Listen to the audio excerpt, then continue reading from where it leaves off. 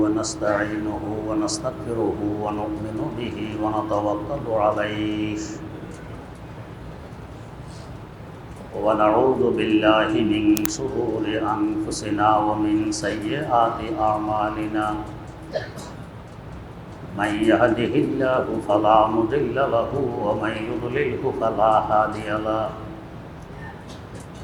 ونشهد أن لا إله إلا الله وحده لا شريك له ونشهد أن سيدنا ونبينا ومولانا محمدا عبده ورسوله أرسله بالحق بشيرا ونذيرا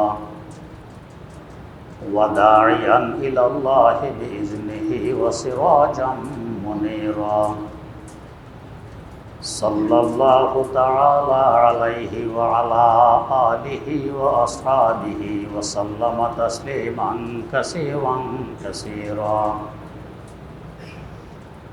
أما بعد فأعوذ بالله من الشيطان الرجيم بسم الله الرحمن الرحيم وقل رب أدخلني مدخل صدق وأخرجني مخرج صدق واجعل لي من لدنك سلطانا نصيرا وقل جاء الحق وزهق الباطل إن الباطل كان زهوقا وننزل من القرآن ما هو شفاء ورحمة للمؤمنين ولا يزيد الظالمين إلا خسارا صدق الله مولانا العظيم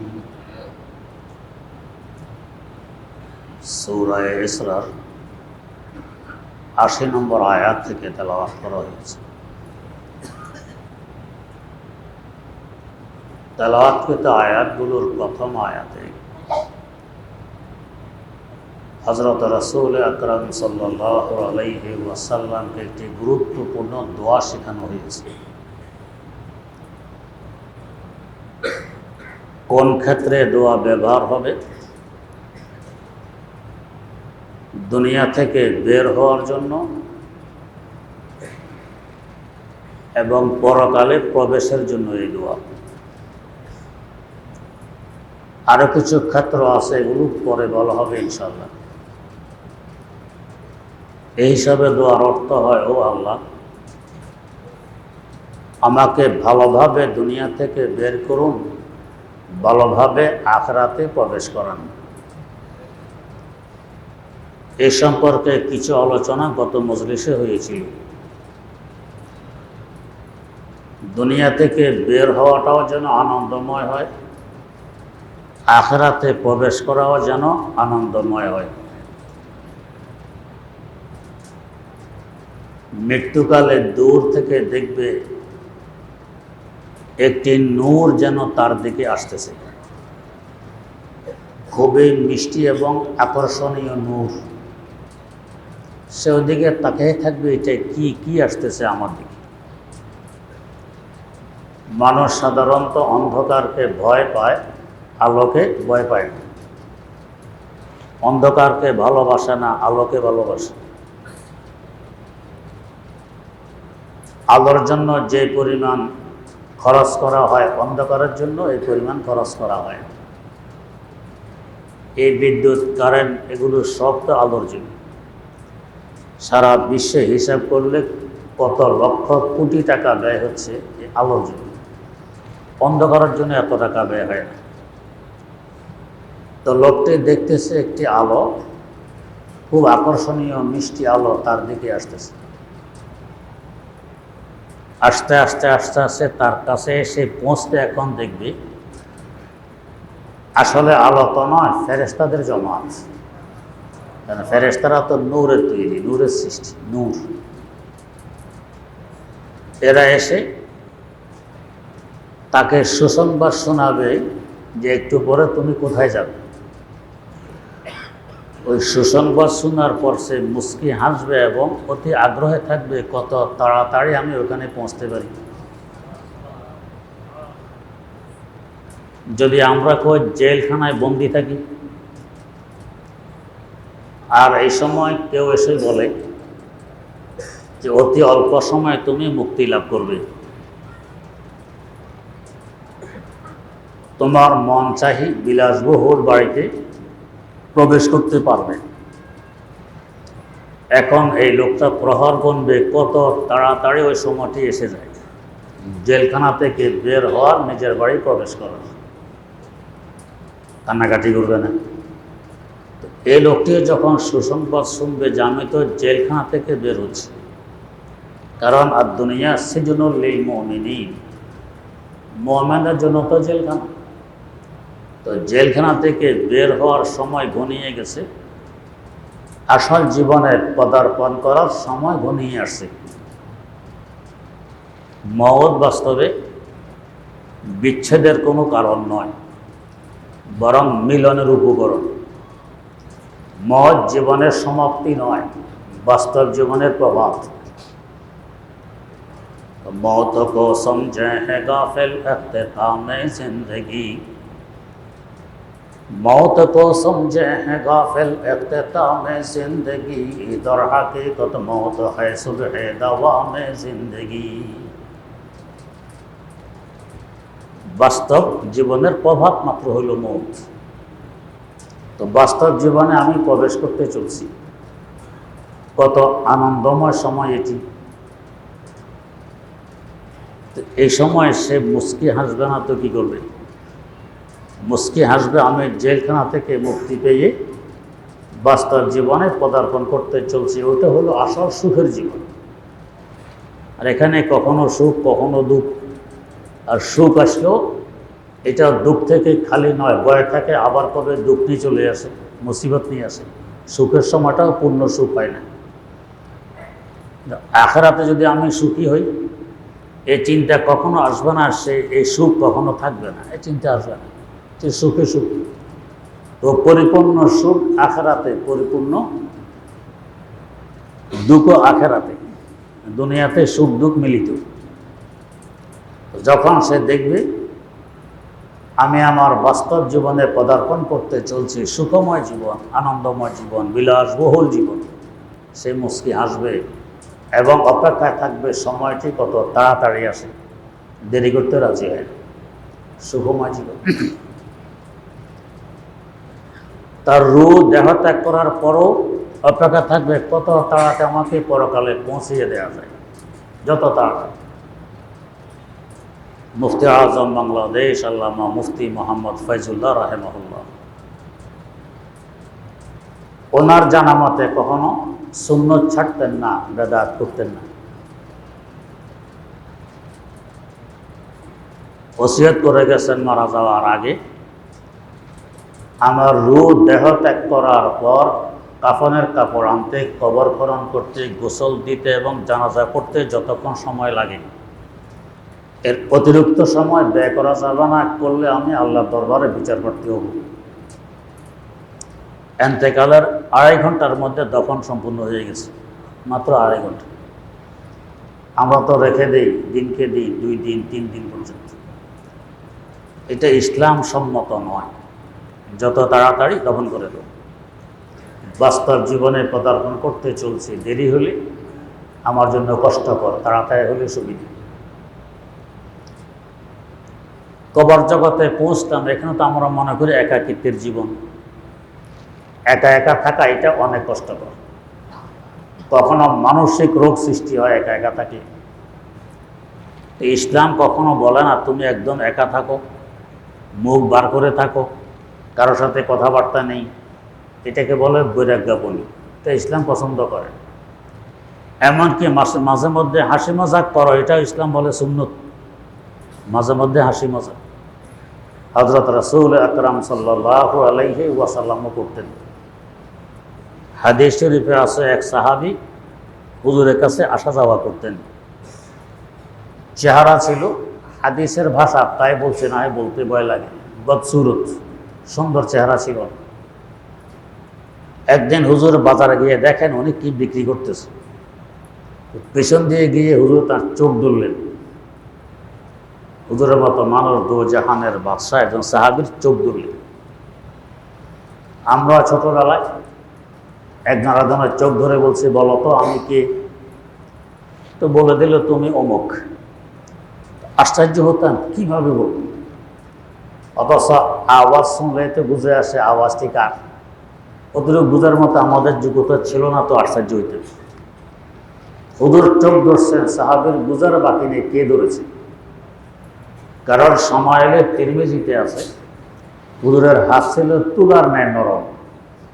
নরম হাত তারা চোখে লাগলে বুঝতে দেরি হয় না যে হাতটি কার। বুঝে ফেলেছেন হুজুরের। তো চোখ ধরতে হলে যে ধরবে তার সিনা থাকবে, যার চোখ ধরেছে তার পিঠ বরাবর। এই সুযোগে সাহাবী তার পিঠকে হুজুরের সিনা মোবারকের সাথে কতক্ষণ ঘষাঘষি করে নিল। আল্লাহ, কত মোবারক এই পিঠ, যে পিঠ দো জাহানের বাদশাহ সাল্লাল্লাহু আলাইহি ওয়াসাল্লামের সিনা মোবারকের সাথে মিলিত হয়েছে। মজাটা এখন আর শেষ হয়নি। এরপর চোখ ছেড়ে দিয়ে বললেন কি, কে এই গোলাম খরিদ করবে? মানিস তারা হাজাল গোলাম, এই গোলাম কে খরিদ করবে? অথচ উনি মুক্ত, আজাদ, গোলাম ছিলেন না। আরেক মজা, আমরা হলে বলতাম হুজুর আমি তো গোলাম নয়, আমি মুক্ত। সাহাবী রাসূল বললেন যে হুজুর আমার বদসুরত, আমাকে কে খরিদ করবে? দাম তো পাবেন না। আমাকে কে খরিদ করবে? মূল্য তো পাবেন না, দাম তো পাবেন না। চিন্তা করেন। হুজুর বললেন কি, বাল আনতা গালিন ইনদাল্লাহ, তুমি আমার আল্লাহর কাছে অনেক দামি। আল্লাহ সার্টিফিকেট পেয়ে গেছেন দো জাহানের বাদশার জবানি যে উনি আল্লাহর কাছে দামি। এ মজাক তো মাঝে মধ্যে মজাক। হুজুর এক সাহাবীর বাড়ি গেছেন সকালবেলা, সাথে আরো কিছু লোকজনও ছিল। কাছেরে চলে আসবেন, সাহাবী দিবেন না, নাস্তা খেয়েই যেতে হবে, খাওয়া ছাড়া যাওয়া যাবে না। যতই হুজুর বলছেন শুনলেন না। কিছুক্ষণ পর ওটের গোশত রুটি সামনে পেশ করলেন। মেহমানদারে হলো, সবাই খেলেন। খেয়ে দিয়ে হুজুর বেরিয়ে এসে দেখেন হুজুরের ওট নেই। যে ওটের পিঠে সাওয়ার হয়ে গেছিলেন সাহাবীর বাড়ি, ওট নেই। এবার আমার ওট কই? সাহাব বলছেন হুজুর এতক্ষণ যে খাইলেন। হুজুরকে ঘরে বসাইয়া বাইরে হুজুর ওট জবাই করে এই গোশত দিয়ে মেহমানদারি করে দিল। এরপর থেকে হুজুর তাকে দেখলে মুচকি হাসি দিতেন। আমার ওট জবাই করে আমাকে মেহমানদারি করে। মাঝে মধ্যে এইভাবে করা, মন প্রফুল্ল থাকে, ব্রেন ফ্রেশ থাকে, মানসিক রোগ সৃষ্টি হবে না। এটা ইসলামের সুন্নত করে, তবে সবসময় নয়। সবসময় করতে গেলে আপনার ফাতরা হয়ে যাবেন, আপনার বাড়িত্ব থাকবে না, ইজ্জত এহতেরাম থাকবে না। মাঝে মধ্যে কবরে গেলে একাকিত্বের জীবন মনে হয় কষ্টের জীবন। যাওয়ার পরে সেখানে পৌঁছবে এই কোরআনে কারীম। যদি দুনিয়া থাকা অবস্থায় কোরআনের সাথে আপনার ভালো সম্পর্ক থাকে, কোরআনকে মহব্বত করেছেন, কোরআনে জীবন গড়ে তুলেছেন, কোরআন তেলাওয়াত করেছেন, বুঝার চেষ্টা করেছেন, কোরআন গিয়ে হাজির হবে সুন্দর রূপসী মহিলার সুরতে। একাকিত্ব শেষ। জিজ্ঞাসা করবে আমি তো একা এসেছিলাম কবরে, তুমি আবার কে এসেছো? জবাব দিবে আমি তোমার কোরআন।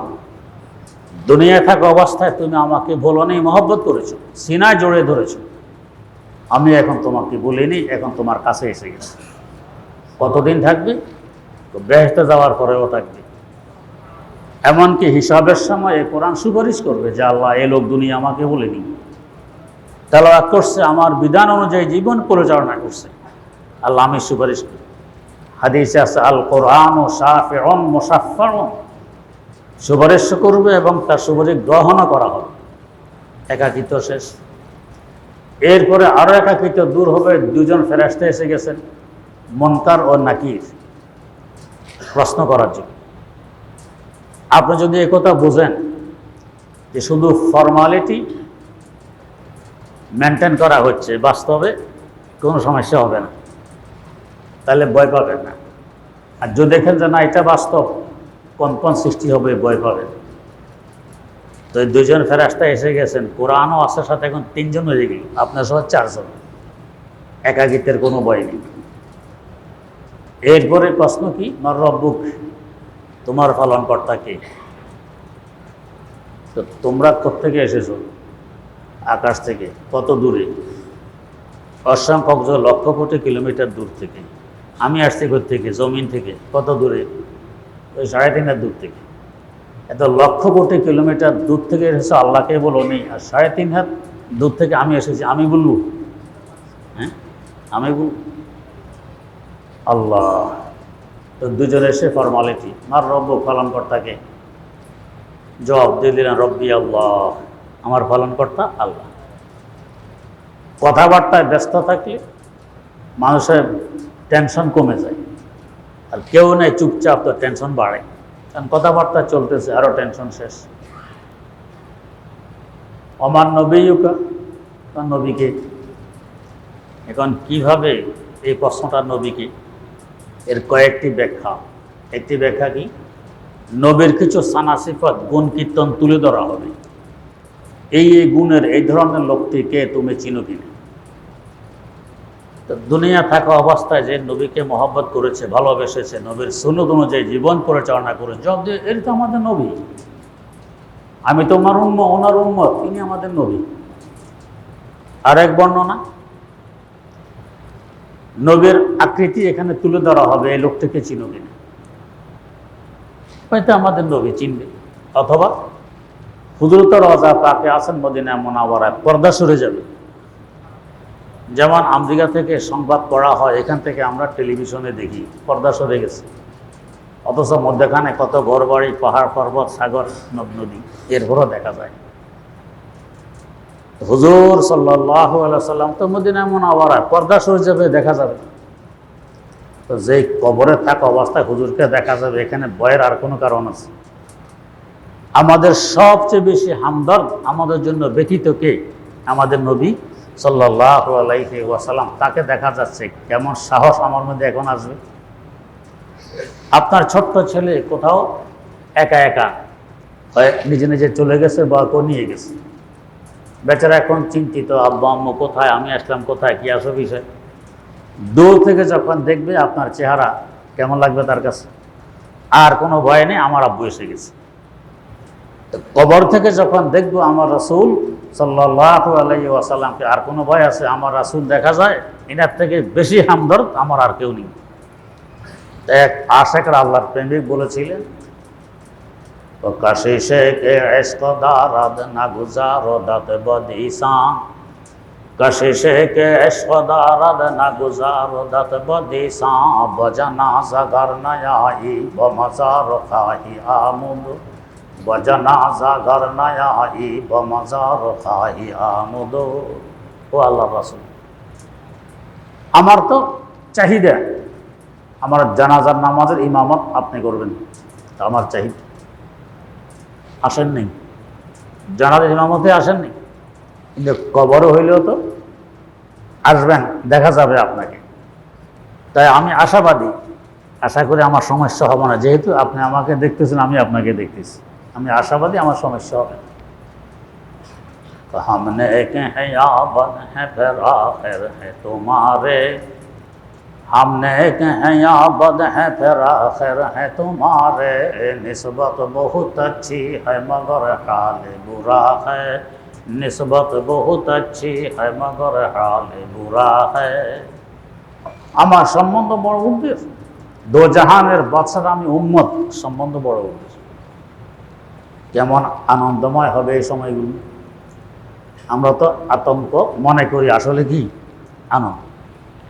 তাই দেখা গেছে যারা বাস্তবে কোরআনে জীবন যাপন করতে সক্ষম হয়েছেন, আল্লাহর ওলি, এরা মওতকে আনন্দময় মনে করতেন। কেমন আনন্দ! আল্লাহ।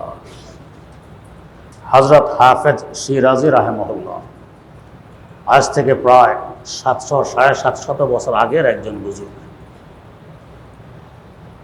কিন্তু কোথায় থাকতেন, কি খেতেন, কোনো ঠিক ঠিকানা ছিল না। লোকেরা মনে করতো আধা পাগল, এমন কোনার আব্বা আম্মাও মনে করতো ব্রেন ঠিক নেই। একদিন হাফেজ সিরাজের আব্বা তার পীরকে দাওয়াত দিয়ে এনেছেন ঘরে। পীর ছিলেন হযরত খাজা নাজমুদ্দিন সুগরা রাহিমাহুল্লাহ। তো সাধারণত বড় আলেম কোনো বুজুর্গ পেলে আমরা বাচ্চাদেরকে পেশ করি, হুজুর এরা আমার ছেলে, দোয়া চাই। উনিও তার পীরের সামনে বাচ্চাদেরকে এনে বলেন, হুজুর এরা আমার বাচ্চা, দোয়া চাই। পীর বললেন, তোমার বাচ্চা তো আরেকজন আছে। জি আছে। তো ওকে নিয়ে আসো। ও তো আধা পাগল, কোথায় থাকে কোথা যায় ঠিক ঠিকানা নেই। না নিয়ে আসো তো কই পাবো? খোঁজো। খুঁজতে খুঁজতে পেয়ে গেছে, এক জায়গায় ঘুরতেছে, দৌড়ে নিয়ে আসছে। বরের দুয়ারে কদম রেখে দৃষ্টি পড়ল খাজা নাজমুদ্দিন সুগরা রহমতুল্লাহ আলাইহির চেহারা মোবারকের দিকে। এতদিনের আধা পাগল দৃষ্টি পড়ার পরে কি বলতেছে? আনা কে খাকরা বনজর কি মিয়া কুনাদ, आना के खाकरा ब नजर की मियाँ कुनाद, आया के बगोशाए चश्मे बमा कुनाद।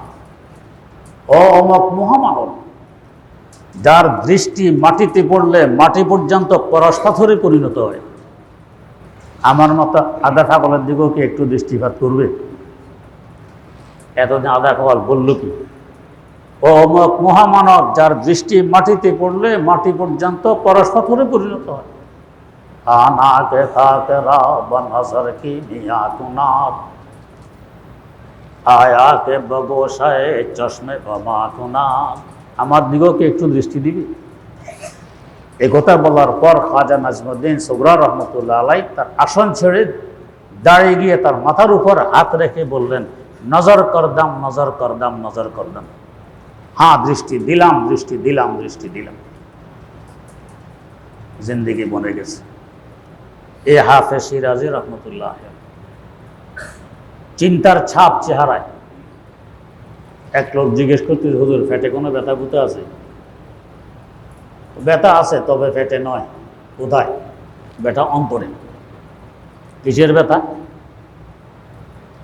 তো বললেন, বুঝো না, অন্তরঙ্গ বন্ধু যদি বন্ধু থেকে দূরে সরে পড়ে কোনো কারণে, সে কখনো আনন্দিত থাকে না, চিন্তায় ব্যস্ত থাকে, চিন্তিত থাকে, বিচ্ছেদ ব্যথায় ব্যথিত থাকে। কবে আবার বন্ধু সাক্ষাৎ পাবো, কবে মিলন ঘটবে? আমিও তো আমার বাস্তব বন্ধু আল্লাহ রাব্বুল আলামিন থেকে অনেক দূরে সরে আছি। ছিলাম তো তার কাছে জান্নাতে, এসে গেছে দুনিয়া অনেক দূরে। কবে আবার মিলন ঘটবে, এই বিচ্ছেদ শেষ হবে, ওই চিন্তায় চিন্তিত। খুশি কবে? তো যেদিন এই মাটির দেহ মাটিতে থাকবে, রূহ দেহ ত্যাগ করে উড়ে চলবে বন্ধুর সাথে সাক্ষাতের লক্ষ্যে, ওই দিন হবে খুশি।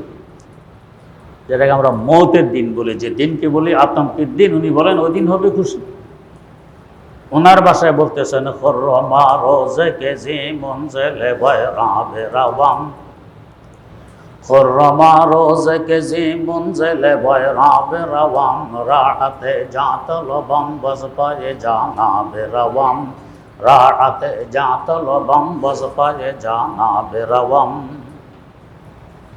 ওই দিন হবে খুশির দিন, যেদিনকে তোমরা আতঙ্কের দিন মনে করো। নজরে করদম কে গরায়দ বসারে ঈদমে রোজে, তাদর মায় কাদা সাদান গজল খাবে রাওয়াম, তাদর মায় কাদা সাদান গজল খাবে রাওয়াম। আমি ওই খুশির দিনের লক্ষ্যে এখন থেকে গজল প্রস্তুত করে রেখেছি। মনের আনন্দে গজল গাইতে গাইতে উড়ে চলব। কি আনন্দময় এই সময়টা বাস্তবে। শেখুল হাদিস আল্লামা জাকারিয়া রহমতুল্লাহ তারিখে মাশায়েখে চিশত নামক কিতাবে লিখেছেন, হযরত খাজা মওদুদ চিশতি রাহিমাহুল্লাহ, হযরত মুঈনুদ্দিন আজমিরি রহমতুল্লাহ আলাইহির দাদা পীরের পীর, তিনি ইন্তেকাল করেছেন।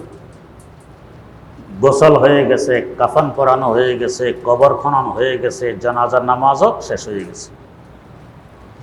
এখন লোকেরা তার খাট কাঁধে নিবে, কবরস্থানে পৌঁছবে, 3 জন মানুষ কবরে নামবে, লাশ কবরস্থ করবে, এতটুক সময় বাকি আছে। লেখা আছে কিতাবে, তার জানাজার নামাজের সালাম ফিরানো মাত্র মৃতদেহ উড়া আরম্ভ করে দিয়েছে, উঠতেছে পাখির মতো। কেন ওড়ে? খরমা রোজে কে মানউরিয়া শাওয়াম, जिसमें बगजा राम सरासर जाशावम, जिसमें बगजा राम सरासर जाशावम। হায়াতের বাধার কারণে সাক্ষাৎ পাইনি বাস্তব বন্ধু।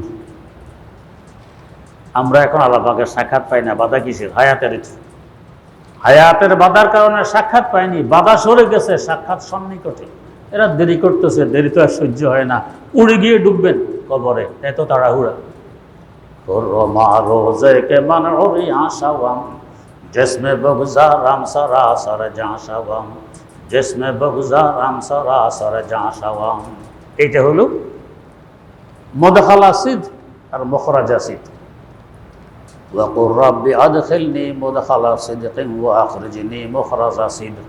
আল্লাহ এই দুনিয়া থেকে বের হওয়াটা সুন্দর বানায় দেন, আখিরাতে প্রবেশ করাটাও সুন্দর বানায় দেন। এই দোয়া কত গুরুত্বপূর্ণ, দোয়া করা দরকার।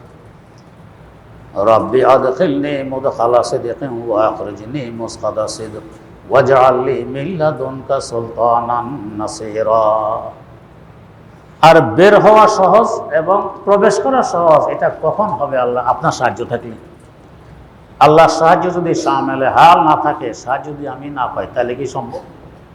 তা আল্লাহ আপনার পক্ষ থেকে আমাকে এভাবে অডায়াল সাহায্যের ব্যবস্থা করে দেন। ওয়াজআল লি মিন লাদুনকা সুলতানান নাসীরা, মজবুত একটি সাহায্যের ব্যবস্থা আপনি করে দেন। এই দোয়াটা খুব করা দরকার। আল্লাহ রাব্বুল আলামিন আমাদের দুনিয়া থেকে বের হওয়াকেও সুন্দর করে দেন, আখিরাতে প্রবেশ করাকেও সুন্দর করে দেন।